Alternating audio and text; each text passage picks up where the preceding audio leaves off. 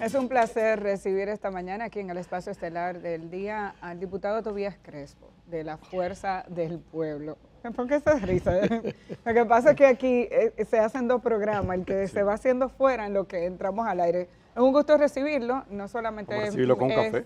No solamente es legislador, sino que como legislador también tiene un puesto en el Consejo Nacional de la Magistratura. Así que salud con ese cafecito que nos trajo Kenia, porque tenemos muchos temas de los que queremos hablar. Señor Germán Marte. Sí, señor, y yo creo que de entrada deberíamos comenzar con lo que está sucediendo en el Consejo Nacional de la Magistratura, y qué oportuno el momento, porque Tobías Crespo es el representante de la segunda mayoría en la Cámara de Diputados y por lo cual ocupa un puesto en ese consejo. Buenos días de nuevo, Tobías. Buenos días. Cuéntanos, primero Amelia, ¿verdad? Sí. Primero Adama primero y luego nuestro amigo y vecino vecino Germán y todos los que siguen este espacio aquí. Afortunado y encantado de compartir muy temprano en la mañana en este espacio. Gracias. ¿Qué pasa en el Consejo Nacional de la Magistratura? ¿Cuál es la evaluación que tiene la oposición o la Fuerza del Pueblo en particular, Tobías Crespo, en lo personal, sobre el proceso que se está llevando a cabo allí? Bueno, tú sabes que nosotros, al igual que nuestro colega Omar Fernández, que representa la segunda mayoría por el Senado de la República, nuestra primera experiencia, ¿verdad? Ya tuvimos en este mismo año una escogencia en el caso de la procuradora actual, que hubo un cambio constitucional el año pasado, pero esa experiencia no se había vivido incluso en el Consejo, porque era la primera vez que se elegía al procurador, que se le quitaba esa facultad al presidente por decreto y se le transfería al Consejo Nacional de la Magistratura, y 7 adjuntos, que 7 de ellos son de carrera, de los 14, y 7 pueden ser nombrados por decreto.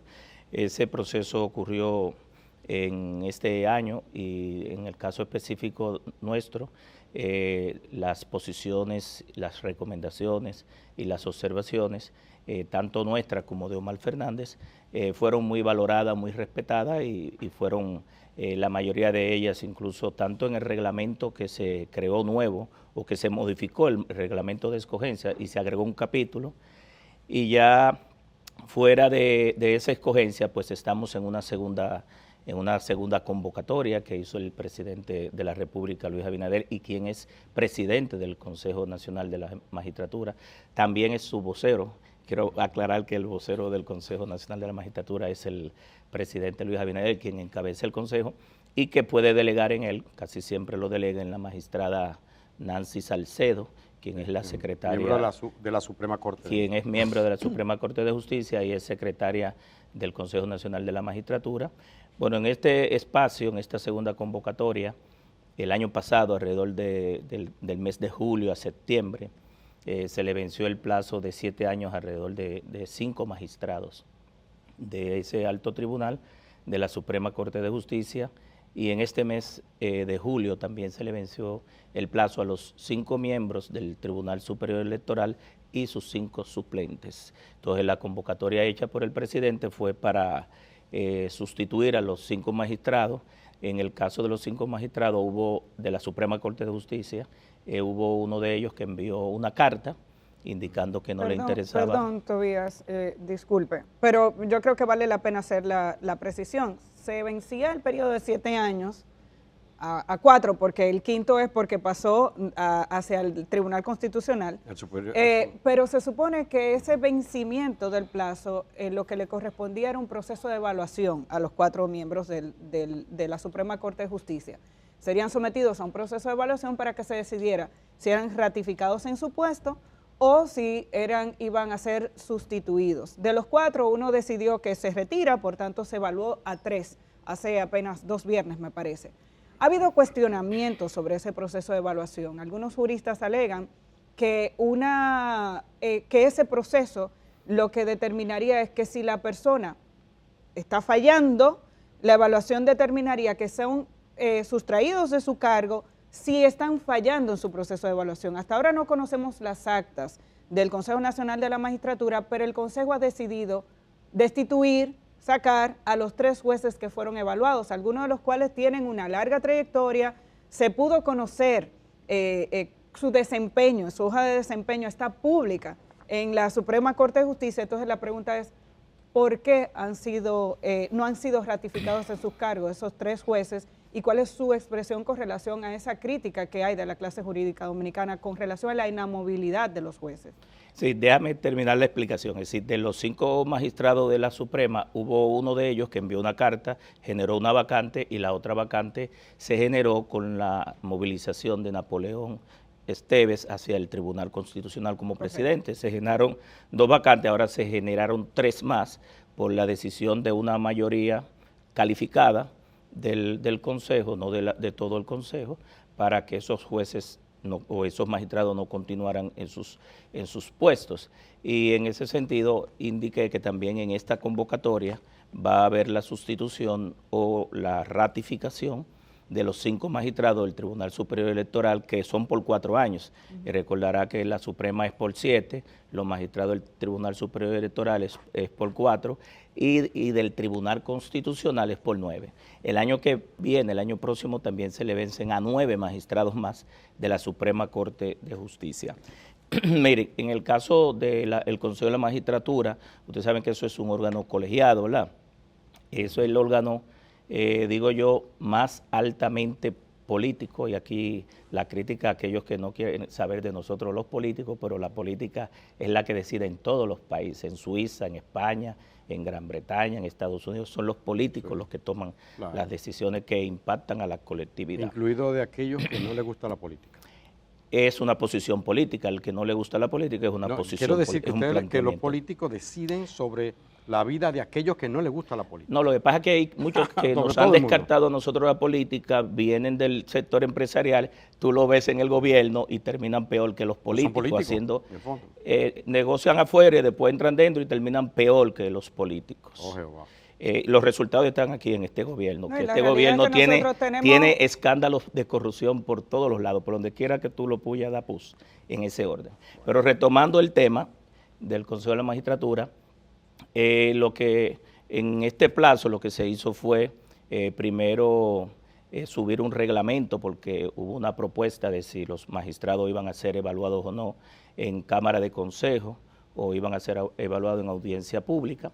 Y finalmente fueron evaluados en audiencia pública, no en Cámara de Consejo. Ese reglamento duró 20 días y ya posterior al cumplimiento de ese mandato, que es de ley también, pues ellos fueron el jueves de la semana anterior sometidos a la audiencia pública. Las evaluaciones de desempeño de esos magistrados están colgadas en la página del Consejo Nacional de la Magistratura desde el mes de enero. Todos esos magistrados tuvieron un desempeño extraordinario, ejemplar, todos sin excepción, y desde nosotros, la Fuerza del Pueblo, como consejeros, votamos por respetar la institucionalidad, por respetar lo que tiene que ver con el fortalecimiento de la justicia y con lo que tiene que ver con que aquellos magistrados que primero cumplan con todo su desempeño, hayan hecho una labor extraordinaria dentro de la Suprema Corte de Justicia y las altas cortes, pero que a la vez en la evaluación que le hicimos, las preguntas que se le hizo en la audiencia pública, pues respondieron de manera acertada y como diríamos, aceptable ante todo el país y demostraron sus competencias. No hubo tampoco ninguna objeción de ninguna institución, de ninguna de las partes, porque hay que entender incluso que estos magistrados son sometidos a casos de muchos intereses, de mucho poder, y en muchos de los casos pues tienen que fallar en contra o en favor de sectores, y ninguno de ellos tuvieron ninguna objeción, ninguna crítica, ni siquiera por escrito ni en los medios de comunicación. Y desde nuestra percepción, nosotros votamos por el fortalecimiento del sistema judicial, que a partir del 1994 empezó el Consejo de la Magistratura. Ustedes recordarán que eso fue producto del pacto por la democracia, ¿verdad?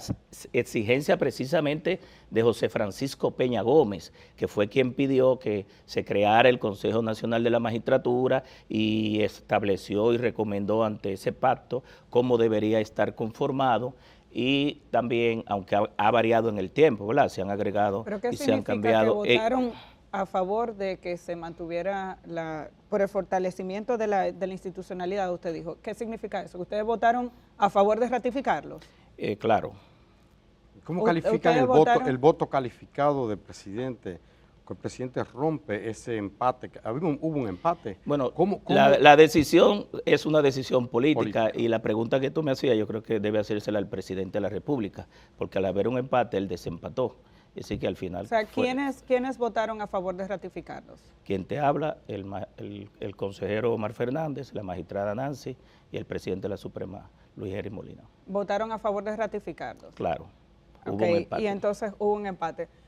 Ante la primera vez que hay un empate y primera vez que se usa el voto calificado. ¿Y hay un acta? ¿Se espera que haya un acta? Todavía esa acta no está en la página debido a que las motivaciones, las sugerencias y las justificaciones por el cual se expulsó del Consejo Nacional de la Suprema Corte deben hacerla quienes decidieron. Entonces, esa acta debe tener la motivación de quienes votaron para que no continuara. ¿Hay algún argumento válido para verlo? No sé, no lo tengo. Pregúntale al presidente de la República y a los consejeros y a que la votaron. Sociedad que ha reclamado, sobre todo, hemos visto esa crítica de la clase jurídica.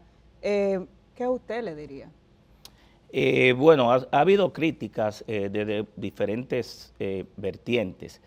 Una sobre el tema de para qué evaluarlo si al final van a quitarlo, ¿verdad? Yo voy en contra de eso, porque aún hayan tomado la decisión política de sacarlo a todos de la Suprema Corte de Justicia, a nosotros, Amelia, Germán Marte, nos evalúan en la escuela, ¿verdad? Desde siempre, históricamente. Pero hoy los maestros no son evaluados y se oponen a ser evaluados, ¿o no? No ha podido entrar la evaluación del desempeño. Entonces yo creo que todo el que ocupa un cargo público debe estar bajo la lupa de la evaluación. Nosotros acostumbramos allá en el Congreso, por ejemplo, a nombrar al defensor del pueblo, a sus adjuntos, le pedimos todos los requisitos, a nombrar o a seleccionar en la Cámara de Diputados y a seleccionar a los presidentes de la Junta Central Electoral, pero nunca le damos de baja. ¿Qué significa eso? Que así como nosotros evaluamos el desempeño para someterlo al cargo al cual van a aspirar, yo creo que aún no quieran reelegirse cada 4 años en el periodo que le toque. Yo creo en que el Congreso o el órgano, en este caso el Consejo Nacional de la Magistratura, debe evaluar el desempeño de todas las personas a las cuales escoge. ¿Por qué? Porque en definitiva yo creo más en el desempeño de la función de ese servidor público que fue evaluado por un mecanismo que tiene incluso criterios de evaluación. El reglamento de evaluación de los jueces, que es un reglamento aparte, tiene criterios técnicos y profesionales, tiene criterios éticos y morales y de desempeño, es decir, que es una evaluación por un lado objetiva y por el otro lado también subjetiva, y la combinación de estas te da una ponderación. Ahora, tú pudieras equivocarte, ¿verdad?, en la evaluación, pero ¿quiénes en definitiva determinarán si la escogencia o no de ese servidor público fue correcta o no? Su desempeño, que en el ejercicio de sus funciones cumpla con la Constitución, cumpla con la ley orgánica de las altas cortes al cual va a desempeñar su cargo, y que los expedientes que maneje sean determinados basados en la justicia, en lo que dicen las leyes. Pero eso es solo teórico. Eso es solo la teoría, porque la historia nos dice, primero, cuando Balaguer se nombraban los jueces de dedo, lo nombraba el Congreso. Por eso el fraude de 1978, que se robó 5 senadores para tener mayoría en el Senado y poder seguir nombrando a los jueces de todas las cortes, ¿verdad? Eso es historia, eso es historia. Pero también en 2011, mi querido ex vecino y apreciado diputado. Los vecinos no son eso para toda la vida, y más si se llevan bien. Sí, pero yo creo todavía que debemos Pregúntale a Sebastián. Sí, no, Sebastián. Sebastián es mi hijo, que aprecia mucho a Tobías, que le regaló una constitución, primera constitución que tuvo Sebastián, gracias.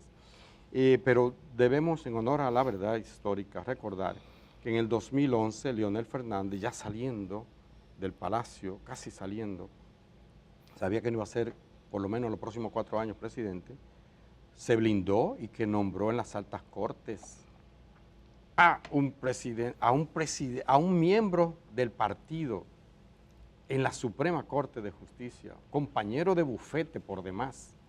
O sea, él era casi sobrino de Mariano Germán, era Leonel Fernández, generacionalmente hablando. Pero nombró un miembro del Comité Central en la Junta Central Electoral, pero nombró mayoría de los miembros de la Suprema Corte de Justicia. En el Tribunal Constitucional nombró a Ray Guevara, que ya es como un hombre orgánico, no se puede decir que sea partidario, pero orgánico, o sea, él está con el que está en el poder. Si tuviera el rojo, fuera el rojo, y si tuviera el blanco, él es el blanco. Es un hombre orgánico, dejémoslo quieto, ya no está ahí. Estamos contestes de eso, Tobías. Usted lo ha dicho tangencialmente, es una decisión política. Yo no digo que esté bien. ¿Qué falta para que eso que yo acabo de describir de la historia sea superado y sea como usted está diciendo? Mira, vuelvo a repetirte. Como dice el librito. Vuelvo a repetirte como inicié. Yo soy político. Sí. Desde los 18 años formado, un cuadro político. Y la familia entera. Y mi familia. Si vuelvo a nacer, vuelvo a ser político. Sí, eso no me arrepiento de ser político porque no he hecho nada del cual arrepentirme ni de la sociedad pueda estar cuestionando. Nosotros hemos decidido tener un sistema Exacto. político partidario para Entonces, gobernar. nosotros somos políticos, no sé por qué el cuestionamiento a que sean políticos. Entonces, No, te no, preguntaría a ti, a Amelia, o a los que están viendo, a los que nos cuestionan a los políticos, si alguno de esos magistrados actuó de manera incorrecta, tuvo algún sometimiento. El mismo Milton Ray Guevara, ¿quién puede criticar a un político como Milton Ray Guevara? Milton Ray Guevara es bueno porque era del PRD, no, yo no estoy cuestionando a su Milton. historia era de Peña Gómez y los otros porque eran de Leonel o eran de Danilo, y los que vienen que van a ser de Luis. Entonces, vuelvo a reiterarte que lo malo no es que sea político, sino que sea un mal político. Exacto. Y en su desempeño, si esa persona que es política, porque hoy nosotros tenemos gente de la sociedad civil, que estaban en la sociedad civil y que nos decían corruptos a todos, y han salido un escándalo de corrupción más grande de lo que le criticaban a los políticos, ¿o no es así? Y eran de la sociedad civil con nombres y apellidos, y hasta botellas son, sin dar un golpe de karate. Entonces, si algunos de los que cuestionaron a, por ejemplo, algunos de los magistrados que nombró en su momento ese Consejo Nacional de la Magistratura, que en un momento lo presidió Leonel, en un momento lo presidió Hipólito, en otro momento volvió a presidirlo Leonel, luego lo presidió Danilo y ahora lo está presidiendo Luis Abinader. Yo inicié incluso, diciéndote que el Consejo Nacional de la Magistratura, para los que llevan anotaciones en contra de nosotros los políticos, y los que no han sido políticos han terminado peor que los políticos, y lo reitero y los hechos están ahí, es el órgano más altamente político. Quien lo preside es el presidente de la República, votado con el 50+1 de la población. Vámonos. Quien es miembro también es el presidente del Senado, de fui- la mayoría Todavía. del partido de gobierno. Todavía, sigue como miembro el presidente de la Cámara de Diputados, Sí, que es otro político y muy sagaz, ¿verdad?, de mucho tiempo. Quien te habla es político, de los 18 Pero años, yo- 39 yo años. siento- Omar Fernández es político. Y los otros 3 magistrados que conforman los 8 miembros no son políticos, pero están ahí por políticos, porque quien los escogió, ¿quién fue? Germán. Sí, mire, yo... Entonces, con eso yo quiero dejar claro que al final es el desempeño del magistrado en su cargo, el que determinará si cumplió, primero con su juramento y segundo con el país. Sí, yo siento como que no me expliqué muy bien. Lo que quiero decir es que eso es así. Usted lo mismo lo admite, lo está explicando muy bien. Lo que yo digo, ¿qué falta para que en vez de primar el criterio de político, bueno, como gente de Abinader, nombro a esto, en una evaluación se tome en cuenta ese cumplimiento? Yo ¿Qué creo que falta? ¿Qué deberíamos creo que no hacer? falta nada, Germán. No falta nada, porque mire qué pasa. Entonces no se quejen de nada, entonces no hay queja. Bueno, la gente tiene derecho a quejarse. Mi opinión es la de Tobías Crespo, la de Amelia es la de Amelia, los juristas y los magistrados que están quejándose tienen todo su derecho, Sí, porque seguro que en sí. definitiva, Bueno, te dijo, yo voté a favor tú decías que de que se preserve la antes institución. del 94, y hemos avanzado con Sí. el Consejo de la Magistratura, antes el senador de Samaná, por ejemplo, nombraba a los jueces, Sí. nombraba al fiscal, nombraba al coronel de la policía, nombraba a todo el mundo y era el poder legislativo, el ejecutivo y el judicial. ¿No era así? Sí, sí, sí. Era así, el así, senador Juan. era el presidente de un territorio. Eso se le ha ido quitando con el tiempo de esa forma por la separación de poderes y sobre todo se ha ido avanzando. Ahora, yo creo que aún con los problemas que se tiene en la justicia, porque no es que la justicia todo está bien, yo creo que todavía existe mora judicial, yo creo que todavía hay falta de acceso a la justicia, yo creo que todavía hay algo importante que nosotros debemos, incluso yo creo que debemos hacer una reforma constitucional, porque la que fue el año pasado fue muy criticada y no tenía ningún sentido, el tiempo ha dado la razón, es el tema de el juez de la ejecución de la pena. Nosotros tenemos un gran problema en la justicia, ciudadanos que duran mucho tiempo, gastan muchos recursos buscando una sentencia y finalmente cuando llegan a obtener esa sentencia, 5, 7, 8, 9 años, no pueden ejecutarla. Yo creo que aquí eso es una denegación de justicia al final, aunque haya tenido una sentencia de la cosa irrevocablemente juzgada, pero no puede ejecutar su sentencia. Entonces debe haber un órgano que haga vinculante y ejecutoria esa sentencia, porque entonces se gasta mucho dinero, mucho tiempo, mucho esfuerzo, mucho dolor y mucho luto, porque también hay temas penales, ¿verdad?, de muertes y todo lo demás. Y en definitiva el ciudadano queda en un estado de indefensión. Nosotros debemos el país, así como se tiene un juez de ejecución de la pena en la parte penal para la prisión, que funciona desde hace mucho tiempo, debemos ir apelando a uno de esos elementos, porque en definitiva no habrá seguridad jurídica, nosotros no tendremos un Estado democrático y de derecho. Una de sus áreas de especialidad, además del derecho, es el área informática. Las telecomunicaciones, Las telecomunicaciones y tecnología y a lo largo de los años, como legislador, le hemos dado seguimiento a su trabajo en ese sentido. Edith Febles estaba hablando del caso Senasa, un caso al que le ha dedicado muchísimo tiempo de investigación y gran parte del proceso de Senasa. Senasóloga la Una parte importante de todo lo que se está revelando tiene que ver incluso con el manejo, la adjudicación de contratos, manejo de cómo se administraban las personas aseguradas, cómo se le quitaba, aparentemente se le quitaba incluso el acceso a la compra de medicamentos, cómo se transfirió dinero y se hicieron contratos directos con empresas de farmacia. Es posible desde su especialidad, y además la Fuerza del Pueblo fue una de las primeras organizaciones que llamó la atención sobre que en Senasa había algún tipo de irregularidad. Creo que se quedaron cortos en la denuncia inicial, porque lo que se ha revelado ahora es mucho más grande que lo que inicialmente denunció la Fuerza del Pueblo, pero no sé si le ha dado seguimiento a todo este tema.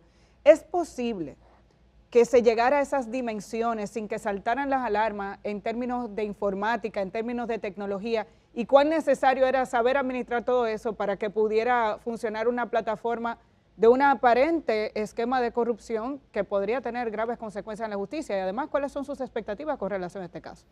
Mire, pero no solamente en ese caso, fue la Fuerza del Pueblo que denunció, yo estaba ahí junto al presidente de nuestro partido, Leonel Fernández, denunció el sistema inteligente de control de tráfico, ustedes recuerdan, y hicimos una rueda de prensa y no es posible que el gobierno no lo supiera porque 6 meses antes de eso yo fui entrevistado para un programa de investigación sobre esa adjudicación. Ya el año anterior, en el 22, ya compras y contrataciones sabía todo eso, y no es posible que si yo lo sabía como legislador, se iba a hacer un programa. Nunca salió ese programa, parece que hubo una llamada, salió 6 meses después en otro programa de investigación y tuvo la Fuerza del Pueblo que dar una rueda de prensa para que el sistema inteligente de control de tráfico se sometiera, ¿verdad?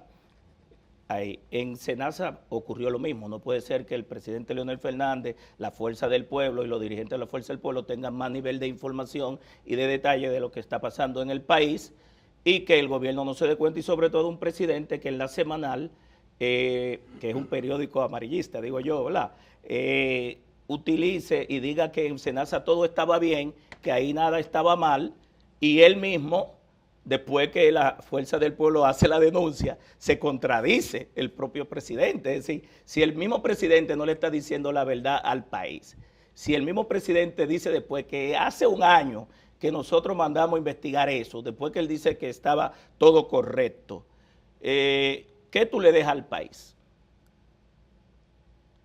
Te pregunto, es decir, si es el propio presidente que primero lo niega, que lo sabía y que después dice que es verdad.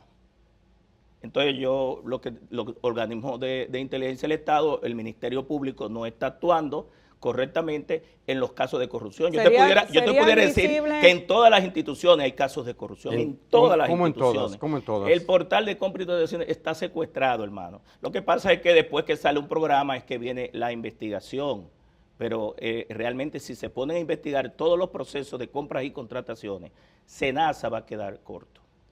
¿A qué usted se refiere con que está ¿A qué usted se refiere con que está secuestrado? Bueno, aquí, por ejemplo, se compró vacuna. Ustedes estaban ahorita hablando de unas vacunas, pero aquí se compró vacuna a $3 en la pandemia por un mecanismo que se llamaba COVAX, que no iban a llegar vacunas, que nunca llegaron y se dieron por adelantado unos millones de dólares. Nunca llegaron esa vacuna. Aquí se compró vacuna a $8. Aquí se compró vacuna del COVID a $12. Aquí se compró vacuna a $20. Y las últimas fueron a $22.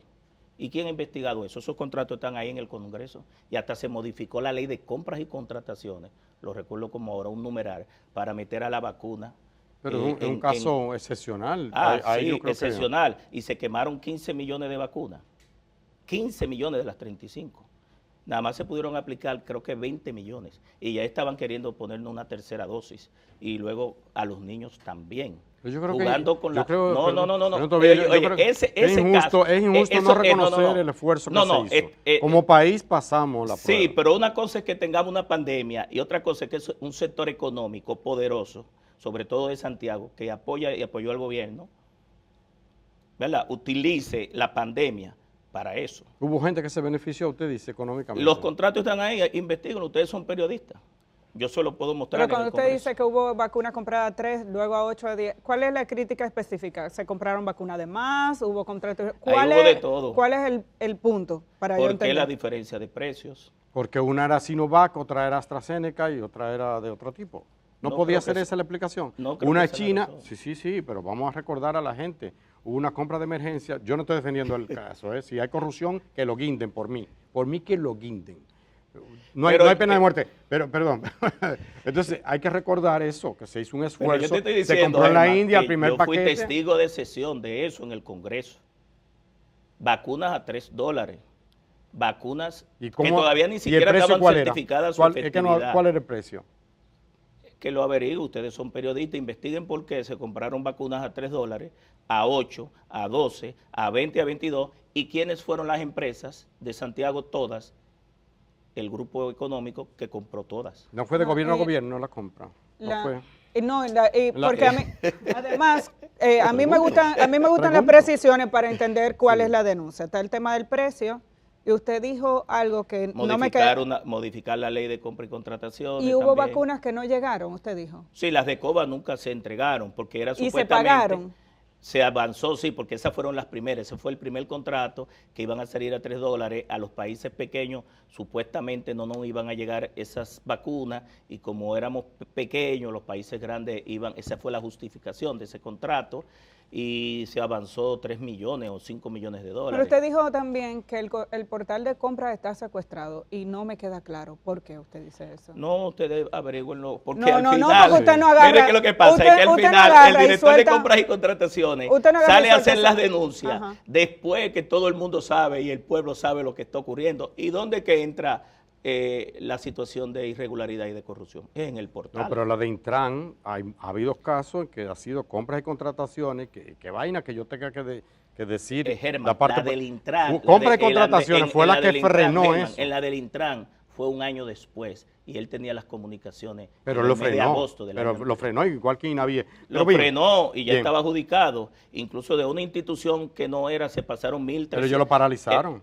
el Intran nada más tenía 200 y pico millones de pesos, pasaron 1.200 millones de pesos de una institución que no era de ella, es decir, del Ministerio de la Presidencia, del Departamento Aeroportuario, pasaron 1.200 millones de pesos para el Intran, Aunque eso sí está en el aunque sí expediente. en el caso Entonces, todo eso, no me diga que yo lo sabía y que la Procuraduría no lo sabía. Aunque sí me llama la atención con el caso del Intran específicamente, porque le dimos seguimiento aquí, que aparecen una serie de comunicaciones de advertencia de compra y contrataciones al Intran. Sí. Antes, o sea, como que el Intran continuó pese a las advertencias Y por eso paralizaron de el compra y contrato.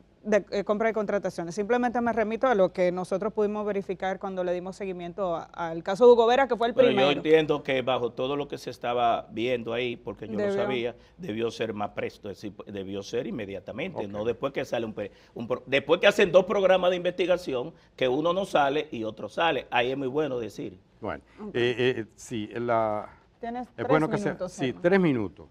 Me gustaría que recalcara una parte, Tobías.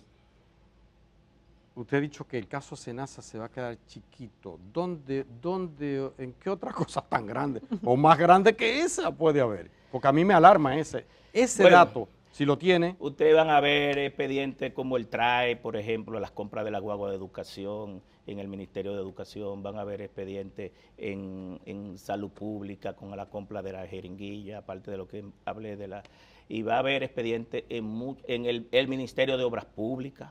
En el Ministerio de Obras Públicas se adjudicaron más de 300 y pico, 380 contratos, no ahora, sino anteriormente, y se le dieron los avances a todos esos ingenieros.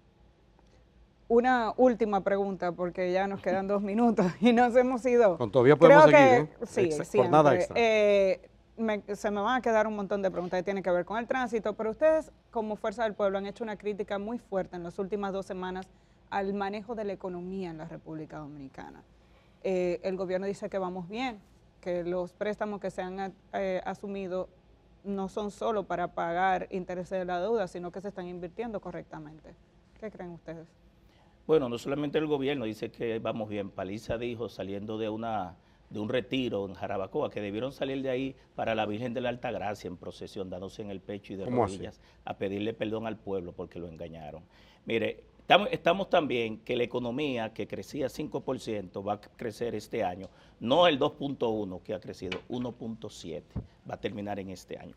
La economía está por debajo de 2. Esas son las proyecciones, la economía está estancada, ya no hay espacio para la manipulación de cifras desde el Banco Central, la economía está estancada. Cuando una economía está estancada, más de la mitad de lo que había crecido durante 20 años fuera del año de la pandemia, indica mi amiga Amelia que no hay cuarto en la calle, oiga, no hay cuarto en la calle. Los colmaderos, los supermercados han bajado las ventas, todos los negocios, no hay empleo. Sí, el costo de la canasta básica está elevadísimo, el nivel de inflación también elevado, no hay luz en los hogares, apagones de 8 y de 12 horas. Ese problema de la luz está llevando a que no haya agua en las tuberías porque las plantas, los acueductos y los pozos trabajan con energía eléctrica y cuando tú le das 10 y 12 horas de apagones, el agua no llega a los ciudadanos. Entonces, pero está pagando una luz cara. Pero también en los hospitales, yo te lo puedo decir que fui recientemente hace 2 semanas al hospital de Herrera por una niña que estaba interna y no hay cama para los pacientes. No sé qué pandemia es, si es la pandemia del PRM, pero no entiendo por qué en los hospitales no hay cama y no hay unidades de cuidado intensivo. Una niña con una infección grandísima tenía 3 días en la emergencia. Tuve yo que entrar allá, empezaron a medicarla, pero también en las escuelas quedaron más de 200,000 niños fuera de las aulas, 8,000 aulas. Pero el gobierno de 500, dijo que lo llenó, ¿no? Sí, quedaron, pero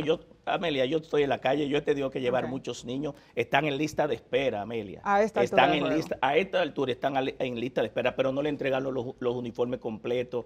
El que estaba ahí se fue, no se ha sometido, en alto costo también, es decir, cambian a uno de otro lado. Es decir, aquí verdaderamente el PRM ha hundido al país. Realmente la gente está harta y desesperada de la gestión del PRM. A 3 años todavía de que ellos cumplan su mandato. Tobías Bueno, Crespo, Tobías. muchísimas gracias por habernos acompañado esta mañana. Gracias, Se Tobías. nos Gracias a quedan ustedes. un montón de temas, porque el tema vial es uno de los temas a los que Sí, usted el más experto en eso. tiempo Ya yo le le ha estoy dedicado. sacando el pie porque, no, porque todavía. es lo que no necesito. quiero fracasar con el Intran. 4 Pero- directores en 4 años.